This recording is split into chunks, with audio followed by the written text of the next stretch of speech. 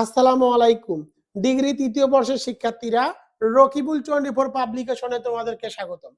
আজকে আমি তোমাদেরকে সমাজ বিজ্ঞান ষষ্ঠ পত্রের শর্টকাট সাজেশন দিয়ে দিব, যে পরীক্ষাটি অনুষ্ঠিত হবে 6 আগস্ট 2026। ইনশাআল্লাহ এই সাজেশন থেকেও তোমরা 100% কমন পাবা। তোমরা জানো রকিবুল 24 পাবলিকেশনের সাজেশন থেকে কিন্তু 100% কমন পড়ে রাকিব স্যারের 8 বছরের অভিজ্ঞতার আলোকে। প্রিয় শিক্ষার্থীরা, তোমাদের সকলের প্রতি রিকোয়েস্ট থাকবে, তোমরা অবশ্যই কমেন্ট করে জানাবা, এবং তোমরা কে কোন কলেজ থেকে আমার সাজেশনগুলো ফলো করতেছো অবশ্যই জানাবা।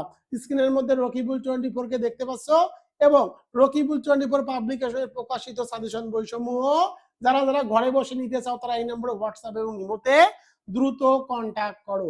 প্রিয় শিক্ষার্থীরা, প্রথমে খ বিভাগ সংক্ষিপ্ত প্রশ্নের সাজেশন। 1 নম্বরটি দেখো, অপরাধ ও বিচ্যুতির মধ্যে পার্থক্য নির্দেশ করো। অপরাধ ও বিচ্যুতি মধ্যে পার্থক্য লেখো। 2 নম্বরটি দেখো, জেন্ডার অসমতা বলতে কি বুঝো? জেন্ডার অসমতা কি? 3 নম্বরে গ্রামীণ অর্থনীতি কাকে বলে? 4 নম্বরে আমলাতন্ত্রের সংজ্ঞা দাও বা এর বৈশিষ্ট্যগুলো আলোচনা করো। এরপরে দেখো 5 নম্বরে জনসংখ্যা কাঠামোর বৈশিষ্ট্যগুলো কি? জনসংখ্যা কাঠামোর বৈশিষ্ট্যগুলো লিখো। 6 নম্বরটি দেখো, 6 নম্বরে প্রবেশন ও প্যারোলের মধ্যে পার্থক্য নিরূপণ করো।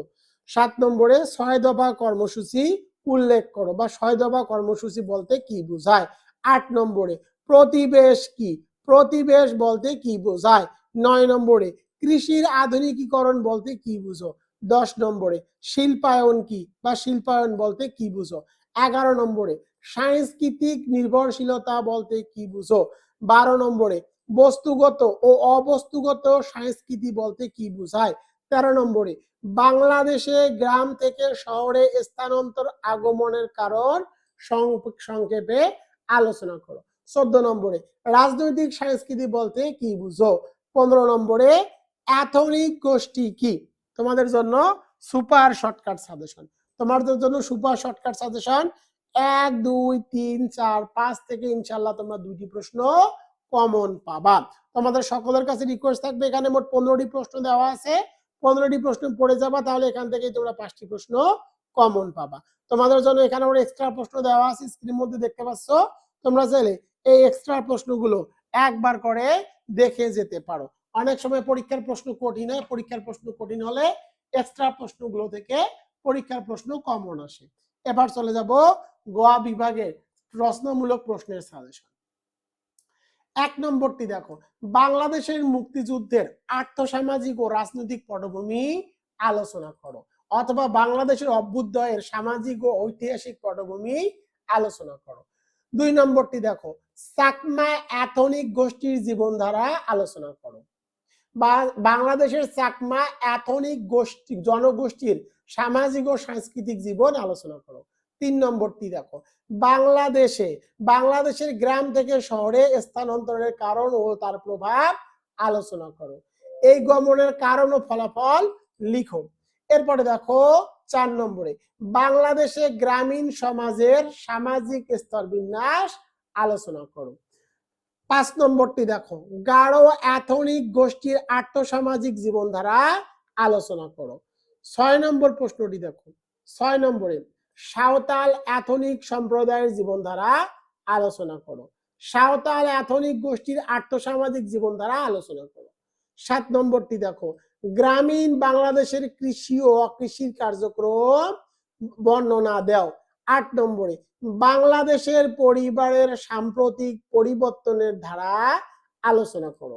শিল্পায়ন ও নগরায়নের ফলে পরিবারের পরিবর্তিত রূপ বাংলাদেশের প্রেক্ষাপটে মূল্যায়ন করো। 9 নম্বরটি দেখো, স্বাধীনতার উত্তর বাংলাদেশে মধ্যবিত্ত শ্রেণীর বিকাশ সম্পর্কে আলোচনা করো। বাংলাদেশের মধ্যবিত্ত শ্রেণীর উদ্ভব ও ক্রমবিকাশ আলোচনা করো। 10 নম্বরটি দেখো, বাংলাদেশে অপরাধ সংশোধনের পদ্ধতি সমূহ আলোচনা করো। সংশোধনমূলক কার্যক্রমের সংজ্ঞা দাও। সংক্ষেপে বাংলাদেশের অপরাধ সংশোধনমূলক কার্যক্রমের বিবরণ দাও। এবার চলে যাব 11 নম্বরে। 11 নম্বর প্রশ্নটি দেখো, 11 নম্বর প্রশ্ন, এই প্রশ্নটিও তোমাদের জন্য ইম্পর্টেন্ট আছে। তো দেখো 11 নম্বর প্রশ্ন, বাংলাদেশে গ্রামীণ উন্নয়নে স্থানীয় সরকারের ভূমিকা আলোচনা করো। 12 নম্বরে সামাজিকীকরণের পরিবার ও ধর্মের ভূমিকা আলোচনা করো। এই প্রশ্নটিও কিন্তু খুব ইম্পর্টেন্ট। 13 নম্বরটি দেখো, বাংলাদেশের গণতন্ত্রায়নে সুশীল সমাজের ভূমিকা মূল্যায়ন করো। 14 নম্বরটি দেখো, 14 নম্বরে বাংলাদেশের স্বাস্থ্য ব্যবস্থায় বিবদমান সমস্যা সমূহ আলোচনা করো। 15 নম্বরে শিক্ষানীতি 2010 এর লক্ষ্য উদ্দেশ্য আলোচনা করো। তোমাদের জন্য সুপার সাজেশন 1 2 3 4 1 2 3 4 1 2 3 4 1 2 3 4 থেকে ইনশাআল্লাহ তোমরা দুইটি প্রশ্ন কমন পাবা।